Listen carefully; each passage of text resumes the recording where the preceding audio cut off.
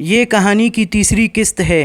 پہلی اور دوسری قسط کا لنک ڈسکرپشن میں دیا گیا ہے، وہاں سے جا کے دیکھ لیں۔ تو میں نے عالیہ سے کہا کہ اگر ہم زندگی کے کسی موڑ پر مل گئے تو ہم دونوں ضرور گھر کا کام کریں گے۔ یہ بات سن کر عالیہ بہت مسکرائی اور کہنے لگی جی ضرور۔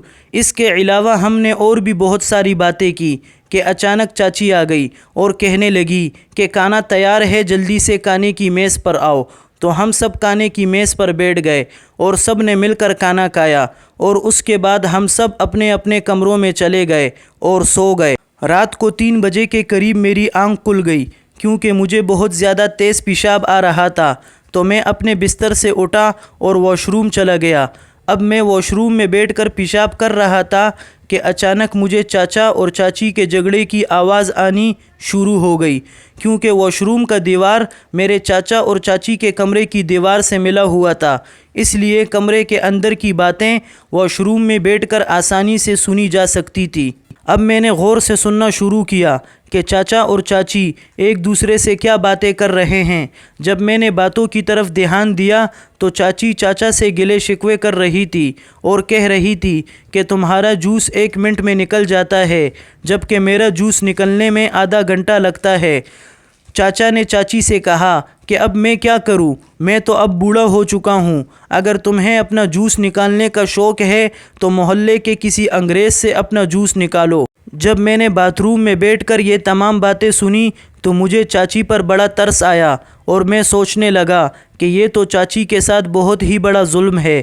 میرے ہوتے ہوئے چاچی کا جوس نہ نکلے یہ تو میں ہونے ہی نہیں دوں گا، اور میں نے اپنے دل میں پکا ارادہ کر لیا تھا کہ کچھ بھی ہو جائے میں کسی طرح چاچی کا جوس نکال کر رہوں گا۔ اگلے دن صبح کے ناشتے میں ہم سب بیٹھے ہوئے تھے۔ چاچو نے ناشتہ کیا اور اپنے آفس چلے گئے اور عالیہ بھی کالج چلی گئی۔ میں بیماری کا بہانہ بنا کر گھر میں بیٹھ گیا۔ جب سب گھر سے چلے گئے اور گھر میرے اور چاچی کے لیے خالی ہو گیا تو میں نے چاچی سے کہا کہ چاچی آپ مجھے پریشان لگ رہی ہیں، اگر کوئی پریشانی ہے تو مجھے بتا دیں، میں آپ کی پریشانیاں دور کر دوں گا۔ تو چاچی نے کہا کہ نہیں بیٹا، میری پریشانی تم دور نہیں کر سکتے، کیونکہ مجھے بہت بڑا ہتھوڑا چاہیے، جبکہ تمہارے پاس وہ ہتھوڑا نہیں ہوگا۔ تو میں نے معصوم بن کر چاچی سے کہا کہ چاچی ہتھوڑے تو دکان میں بہت مل جاتے ہیں، میں جا کے لے آؤں گا، اس میں پریشانی کی کیا بات ہے؟ چاچی نے مجھ سے کہا کہ نہیں بیٹا، وہ ہتھوڑا نہیں جو تم سمجھ رہے ہو۔ میں نے معصوم بن کر کہا کہ پھر کون سا ہتھوڑا آپ کو چاہیے؟ تو کہنے لگی بیٹا وہ ہتھوڑا جو انسان کے جسم کے ساتھ لگا ہوتا ہے اور اس سے جوس بھی نکلتا ہے۔ تو میں نے چاچی سے کہا کہ آپ کس ہتھوڑے اور جوس کی باتیں کر رہی ہیں، مجھے تو کچھ سمجھ میں نہیں آ رہا۔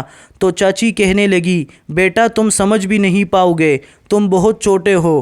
میں نے کہا نہیں چاچی، آپ مجھے صاف صاف بتائیں، میں آپ کا مسئلہ حل کر کے رہوں گا۔ تو چاچی مجھے سمجھانے کے لیے میرے پاس آئی اور میرے ہتھیار۔ دوستو، اس کہانی کی چوتھی قسط کل اپلوڈ ہوگی۔ پوری ویڈیو دیکھنے کے لیے ہمارے چینل کو سبسکرائب کریں۔ شکریہ۔